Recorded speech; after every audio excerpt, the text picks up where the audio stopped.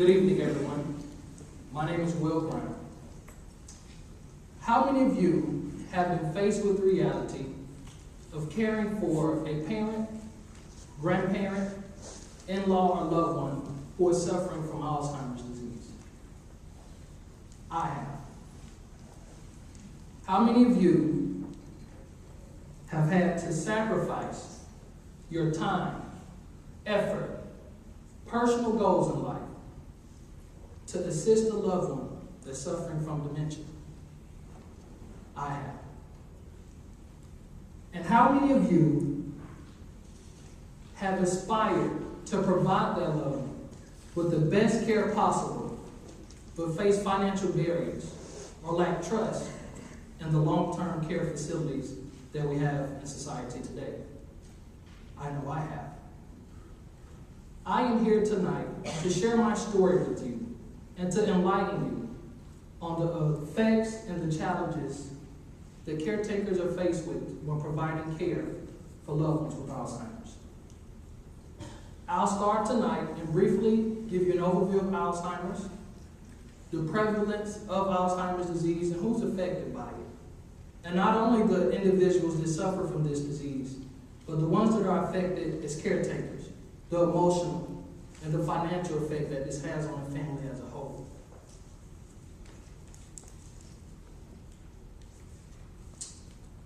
There are roughly 5.3 million Americans suffering from some form of Alzheimer's in the United States today.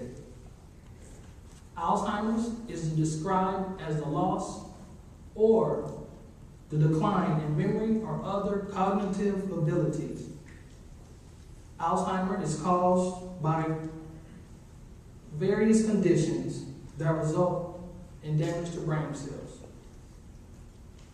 Alzheimer's is the most common form of dementia.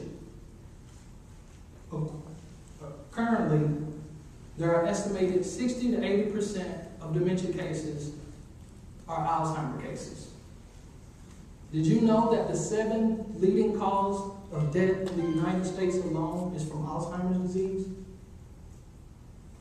And in 2010 alone, we will spend, you and I, we will spend $172 billion estimated dollars on Alzheimer's healthcare related expenses. Now I ask you, we're all familiar with the current healthcare reform proposals that's going through right now. How can we afford this? How can our healthcare systems provide the care that our loved ones need? I can answer that question for you, plain and simple. That's true. They won't. The healthcare systems will fail us.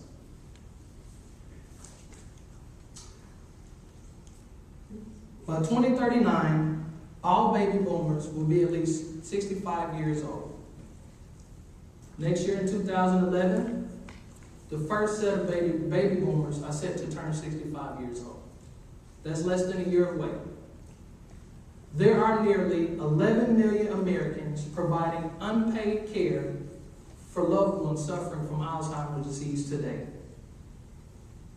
These caregivers that are being paid for their services are loved ones, family members that you and I speak to every day, friends of ours, friends of our families.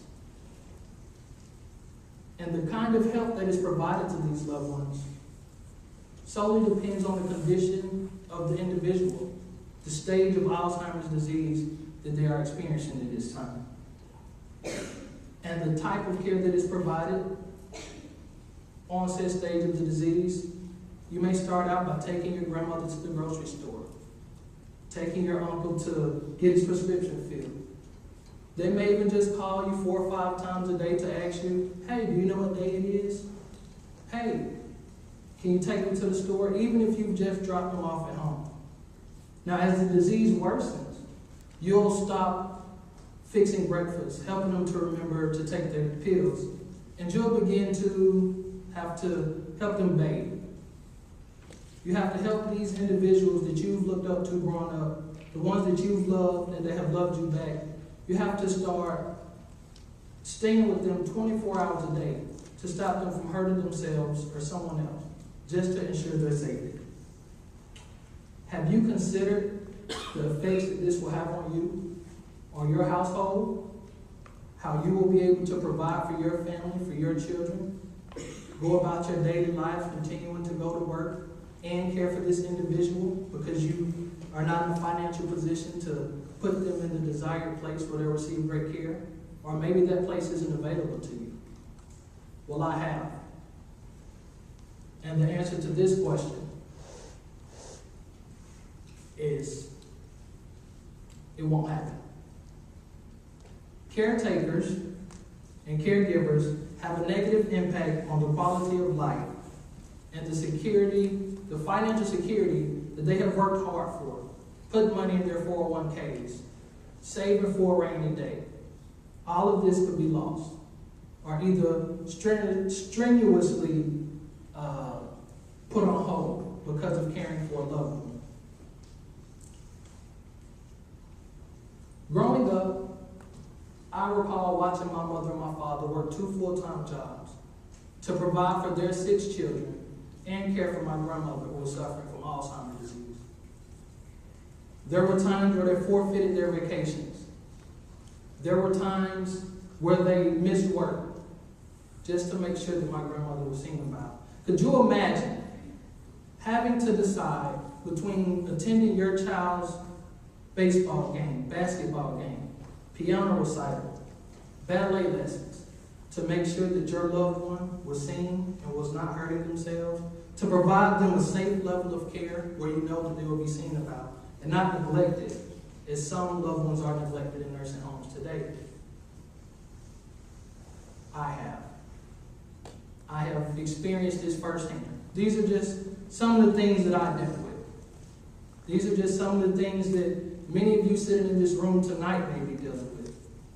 And I am your spokesperson, and I'm here tonight to enlighten everyone on the challenges that we face as caretakers. Now, it doesn't have to be this way. What can we do? How can we stop this from reoccurring? How can we break this cycle? Simple. We educate others, as I'm educating you tonight. We plan ahead. And most importantly, we invest in long-term health care insurance so that no matter where that place is that will provide for your loved one, you will be able to afford it. Think about it. First of the year comes, everybody set their New Year's resolutions. I'm going to lose weight. I'm going to stop drinking. I'm going to join Weight Watchers. Everybody has their to-do list. No one's thinking about their loved one.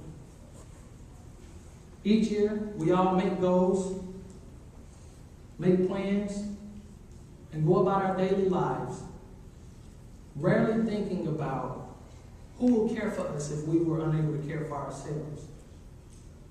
Or will we receive a phone call learning that we need to care about a loved one?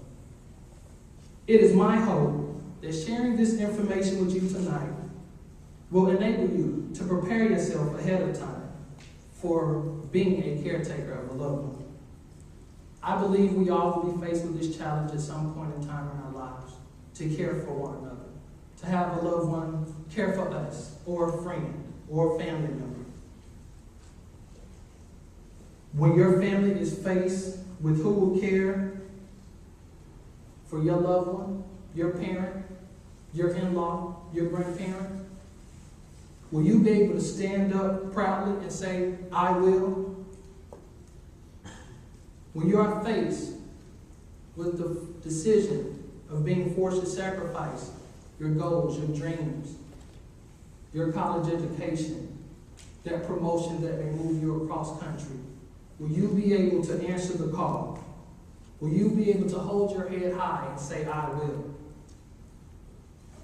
When it comes to that point in time, where your loved one needs that place to stay because you can no longer care for them, because they have deteriorated to a state that you can't provide for them and continue to manage your household, would you have made the conscious decision ahead of time and plan and prepare to be able to stand up and say, I will?